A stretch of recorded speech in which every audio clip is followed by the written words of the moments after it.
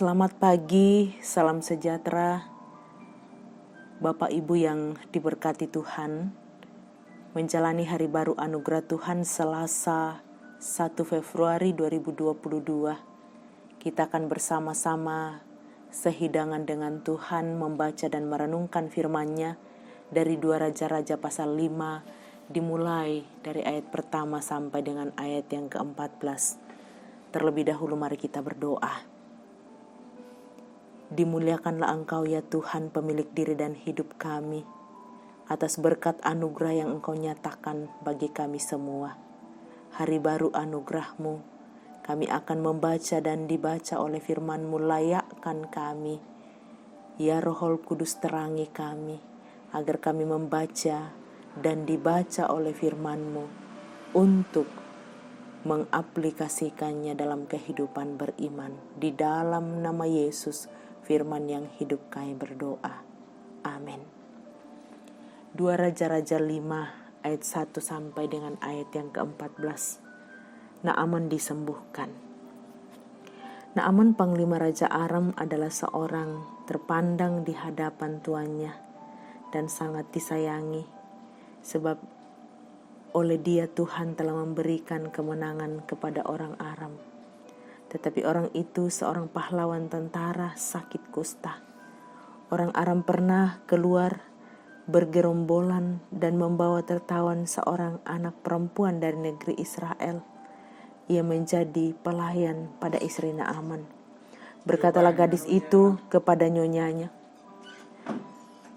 "Sekiranya tuanku menghadap nabi yang di Samaria itu, maka tentulah nabi itu akan menyembuhkan dia dari penyakitnya."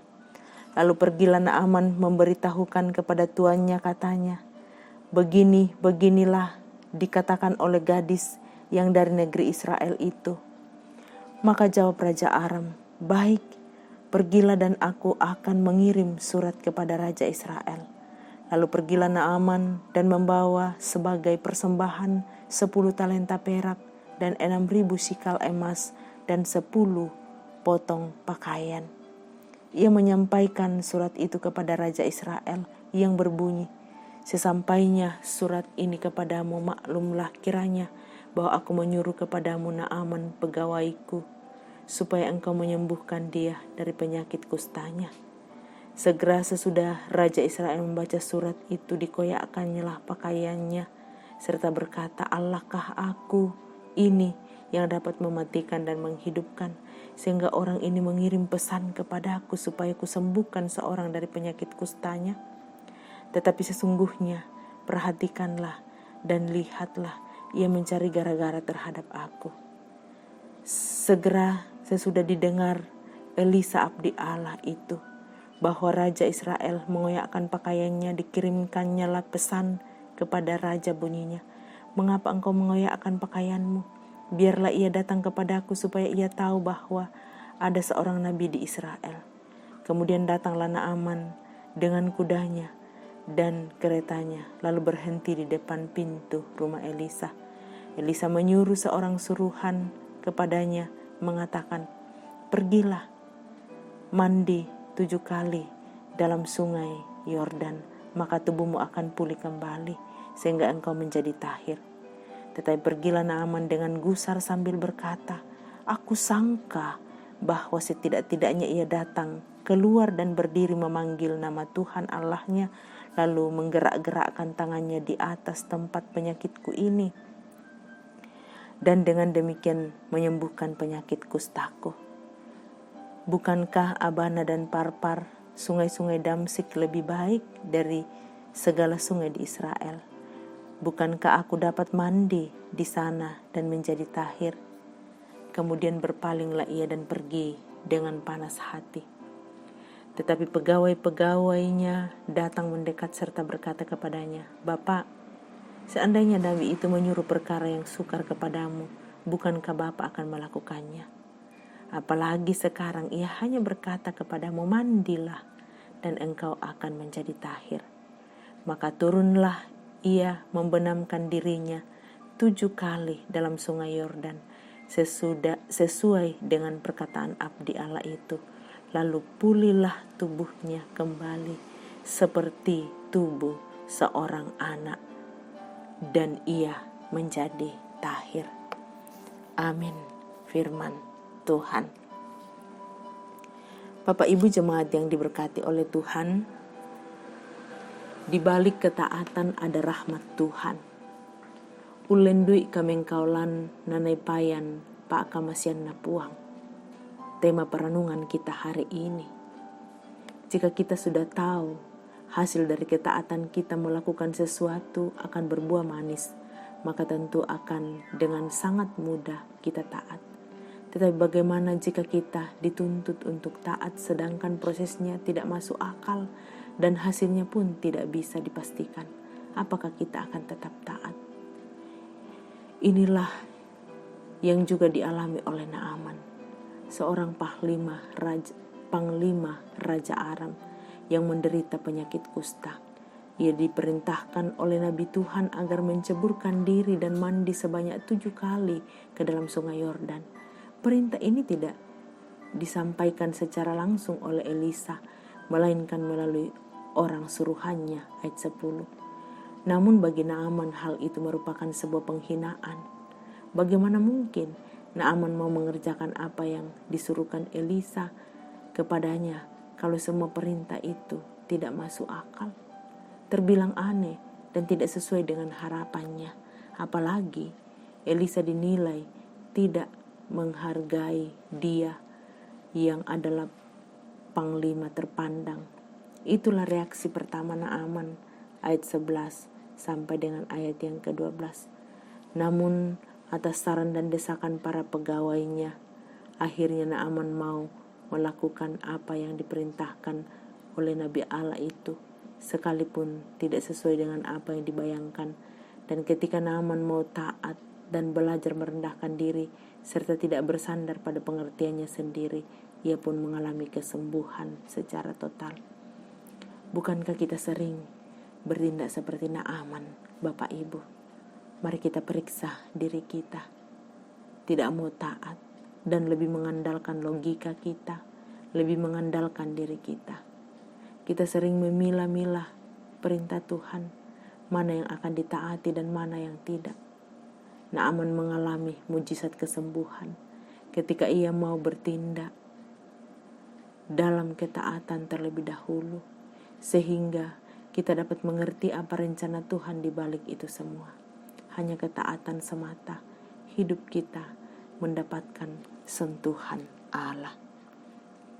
Amin. Perenungan firman Tuhan. Bapak Ibu, mari kita berdoa. Terima kasih ya Tuhan, firman-Mu meneguhkan kami hari ini. Kami percaya oleh kuasa Roh Kudus-Mu menuntun kami, menguatkan kami untuk belajar dari tokoh Naaman. Bagaimana dia mau merendahkan dirinya, tidak mengandalkan logika, tidak mengandalkan kepintaran dan jabatannya, tetapi dia kembali menyadari, belajar merendahkan diri dan bersandar pada Tuhan, sehingga dia mengalami kepulihan. Terima kasih Tuhan, bantu dan tolong kami untuk terus belajar taat, mengandalkan Tuhan di seluruh kehidupan beriman kami. Terima kasih Bapa di sorga. Hari ini dalam syafaat kami memohonkan berkat Tuhan untuk seluruh warga jemaat, mengaminkan kasih dan pertolongan-Mu dalam seluruh musim hidup kami.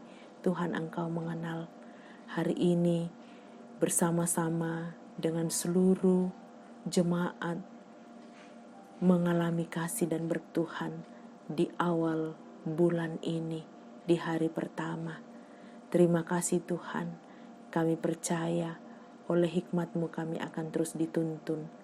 Kami berdoa untuk seluruh jemaat dalam kehidupan mereka. Hadirlah Tuhan memberkati yang berulang tahun mengalami berkat-berkat lain. Tuhan, Engkau kekuatan dan gembala yang baik, yang saat ini sedang dalam perawatan dan juga dalam duka cita.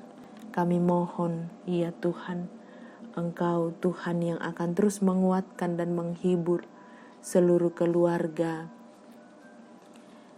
dari almarhum Peter Ronda, keluarga almarhum Ibu Margareta Randa Bunga.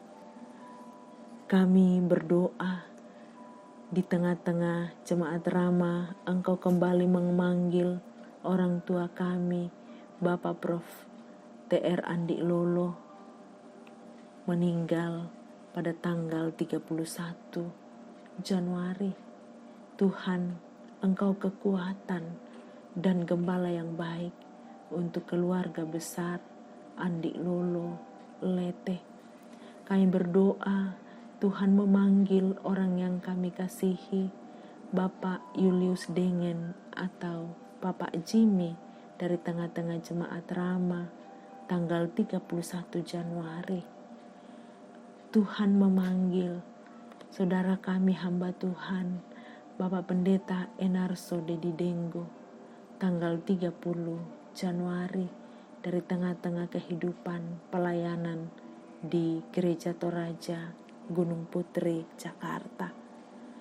Ya Tuhan, seluruh keluarga kami semua yang masih dalam suasana duka, kuatkan dan hiburkan. Kami mohon pimpinan-Mu untuk seluruh jemaat yang terus berjuang melawan sakit penyakit. Kami berdoa untuk Nyonya Ludia Sonda, Nyonya CH Dingen, Nyonya Esther Sainuddin, Nyonya Dorce Tumembo, Nyonya Matius Ruru, Ibu Bondang Lande, Bapak Niko Duma, Ibu Giring Kalak Suso, Nyonya Simon Tando, Bapak Yusuf Rante, Bapak Oni Eslak Burlawal, Nyonya Naomi Martin Bunga, Bapak Filipus Silambi, Bapak Agustinus A. Parangan, Saudara Liliani, Oma Keti, Nyonya Margareta Kobong, Nenek Arfan yang dirawat di Rumah Sakit Selamaris, Bapak Karel Pranoan, Nyonya Ludia Kandola, Nyonya Ludia Pareallo, Bapak Eli Roy Kapo,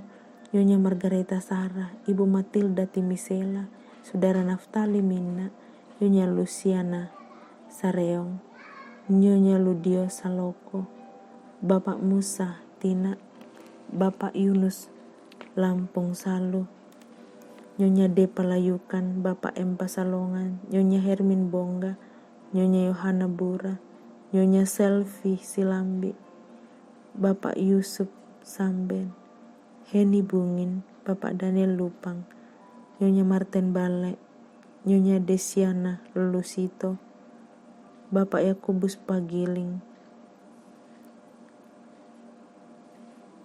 Nyonya anak mantu dari Ibu Lince Sifpi, Bapak Pendeta Kristoporus Sampetoding, Saudara Novani Matu, Nyonya Peter Tenna. Kami bersyukur untuk semua kekuatan keteguhan Tuhan.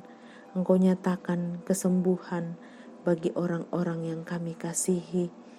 Kuatkan dan hiburkan dalam suasana duka, dan juga dalam memperoleh kekuatan dan kesembuhan.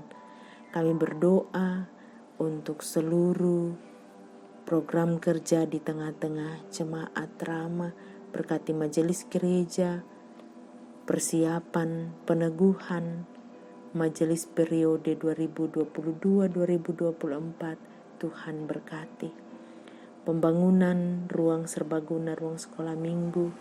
Tuhan terus memberkati.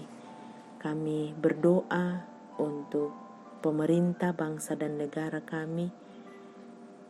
Tuhan, Engkau memberkati pemerintah kami secara khusus di kota Makassar ini.